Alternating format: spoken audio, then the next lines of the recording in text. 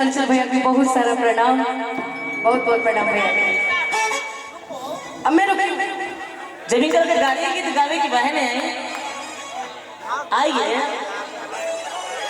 अब आ जाए सुन ले, रुकी खुशी सब क्यों रुक रहो। अरे कोटावा पहिना कहा कोई तो पूरा लौटा देंगे मुझे आज, लौटा देंगे। हाँ अरे हीरो ना कहई माए बबुआ, अरे कोटावा पहिना ला से हीरो ना कहई माए बबुआ, ताहा दुल्हा कहई है ये मोमोटी, ताहा दुल्हा कहई है ये, ताहा दुल्हा कहई है ये मोमोटी। देखा का हो इनकरा खातिर कोनो बढ़िया गाड़ी गावो, ई सब छुटपुटिया हो गए। अच्छा ऐसा गाड़ी गावो कि भागिए के दम जी तो रोइबे कनी है पहले ही वाले किए हो सार के बहिन इनके नेक मिली हो, किए हो हमर भैया के साली जी के नेक मिली हो।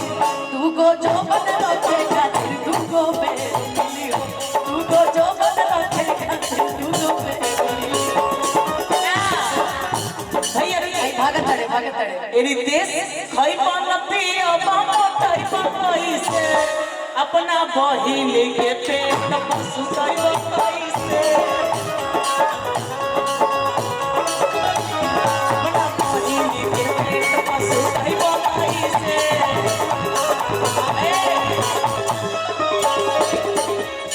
भैया रुकिए काये रीते से फड़ुआ भागता रा बैठा बैठा। रुकिए भैया काये रीते से फड़ुआ भागता रा बैठा बैठा, तहरा चूतर में बांधब कबूतर हो बैठा बैठा।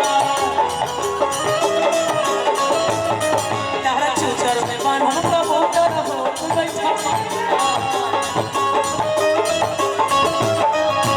काये रीते से फड़ुआ भागता रा बैठा बैठा, काये रीते से फड़ुआ भागता रा बैठा बैठा। तहरा चूतर में बांधब कबूतर हो बैठा बैठा। तारा चूतर में बांधब कबूतर हो बैठा बैठा।